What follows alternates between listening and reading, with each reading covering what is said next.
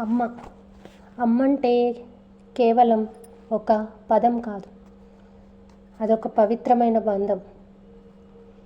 సృష్టిలో ప్రతి ప్రాణికి మూలం అమ్మ.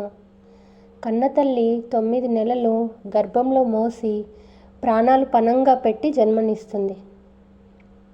నిస్వార్థమైన ప్రేమకు, త్యాగానికి నిలువెత్తు రూపం అమ్మ.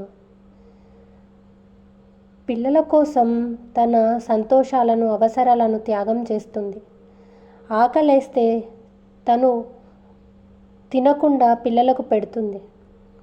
కష్టం వస్తే కన్నీళ్లు తుడిచి ధైర్యం ఇచ్చే మొదటి గురువు అమ్మ. అట్లాంటి పవిత్రమైన ప్రేమ అమ్మది. కానీ ఇప్పుడు మనం చూస్తుంటే చాలా మట్టుకు అమ్మ ప్రేమ చాలా గొప్పది, కానీ ఎక్కడో ఒక 5% అమ్మలు అంత గొప్పగా అమ్మ ప్రేమను చూపించట్లేదు.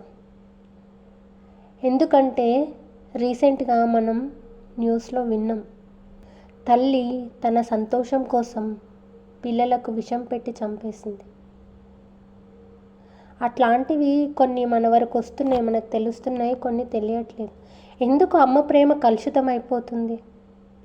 ఎందుకు ఇట్లాంటి అమ్మలు కూడా ఉంటారా అనిపిస్తుంది ఒక్కొక్కసారి అలాంటి న్యూస్ వింటూ ఉంటే. కొంతమంది అమ్మల వాళ్ళ సంతోషం కోసం చిన్న పిల్లల్ని వదిలిపెట్టి వెళ్ళిపోతారు.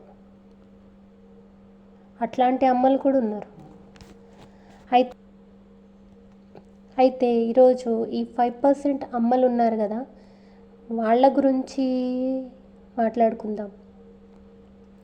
ఏంటంటే అమ్మ ఎప్పుడు చెప్తుంది, అమ్మకి 2 పిల్లలు ఉన్నారనుకోండి, అమ్మ అంటది, నాకు 2 పిల్లలు 2 కళ్ళతో సమానం, మీరిద్దరూ నాకు సమానం, మీ 2 పైన సమానంగా ప్రేమ చూపిస్తున్నా, నాకు 2 ఒకటే, 2కి డిఫరెన్స్ నేను చూపియను అని చెప్తుంది. కానీ డిఫరెన్స్ చూపిస్తుంది. ఎలా అంటారా? ఇప్పుడు చిన్నవాడి పైన ఉన్నంత ప్రేమ పెద్దవాడి పైన ఉండదు. ఎందుకంటారా? దానికి ఒక ఎగ్జాంపుల్ చెప్పుకుందాము. ఎట్లయితే అమ్మ పిల్లలు చిన్న ఉన్నప్పుడు అమ్మ కంటి చూపు 2 కళ్ళకి సేమ్ చూపు ఉంటుంది. అట్లనే 2 పిల్లల మీద అంతే ప్రేమ ఉంటుంది. అమ్మ ఏజ్ పెరుగుతూ ఉన్న కొద్దికి కళ్ళకి ఎట్లయితే సైటు ఎక్కువ తక్కువ వచ్చి చూపు ఎక్కువ తక్కువ అవుతూ ఉంటుందో, అట్లా పిల్లలు ఏజ్ పెద్దగా అయిన తర్వాత ప్రేమ కూడా సేమ్ అట్లనే ఒకరిపైన ఎక్కువ ఒకరిపైన తక్కువ అవుతూ ఉంటుంది. మీరు గమనించండి, చాలామంది ఇది వాళ్ళ లైఫ్లో రియల్ లైఫ్లో అనుభవించే ఉంటారు.